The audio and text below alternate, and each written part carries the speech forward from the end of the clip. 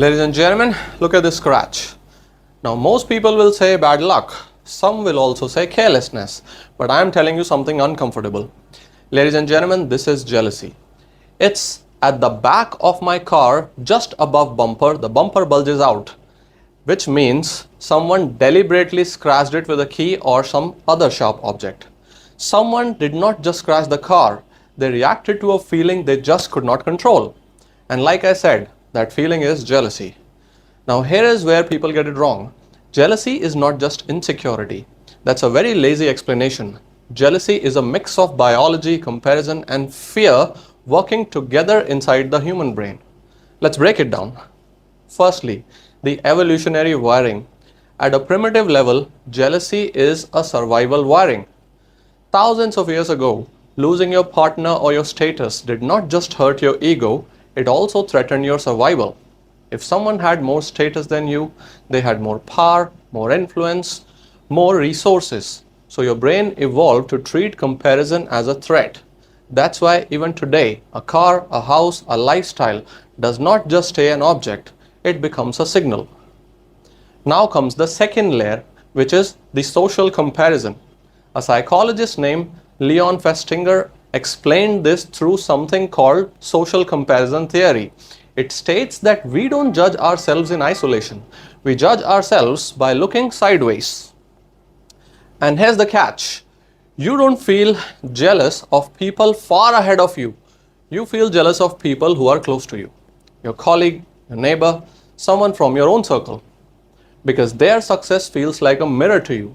And sometimes people don't like what they see. And then comes the third and deeper layer, which is fear of inadequacy. This one nobody wants to admit. Jealousy often hides a very simple, very uncomfortable thought. What if I'm not enough? It's not about the car, it's not about the money. It's about identity. When someone else rises, it forces a comparison that you didn't ask for or you are not ready for. And if your self-worth is weak, that comparison feels like an attack. And finally, relationship jealousy. Now add upbringing into this. Psychologist John Bowlby talked about attachment theory, how we form emotional patterns from our childhood. Some people become anxious, always fearing loss. Some become avoidant, pretending they don't care. And some are secure. They feel emotions, but they manage them well. So jealousy just does not happen. It follows patterns. Now here is where it gets dangerous. If someone believes that success is limited, that life is a competition, that if you win, they lose, then your progress becomes their frustration. This is called scarcity mindset. And when that mindset mixes with low self-esteem and low self-control, then the jealousy does not just stay behind. It doesn't just stay inside. It comes out. Sometimes as gossip, sometimes as hate, and sometimes as action like this. Because the brain sees your success, registers a reward, and then asks, why not me? That gap creates discomfort, and weak minds try to close that gap not by rising, but by pulling others down. But here's the truth most people don't understand.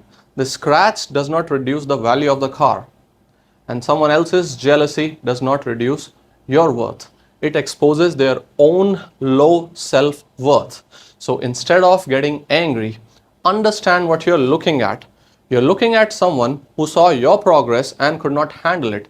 It reflected back at their own life as a loser. And here's the lesson. Jealousy is not always the enemy. If you feel it, it's data. It tells you what you want, where you feel behind, what matters to you. But the difference is this. Strong people convert jealousy into direction. Weak people convert jealousy into destruction. So the next time you see something like this, don't just see damage, see the psychology behind it. Because people don't attack what's irrelevant. They attack what reminds them that they're losers.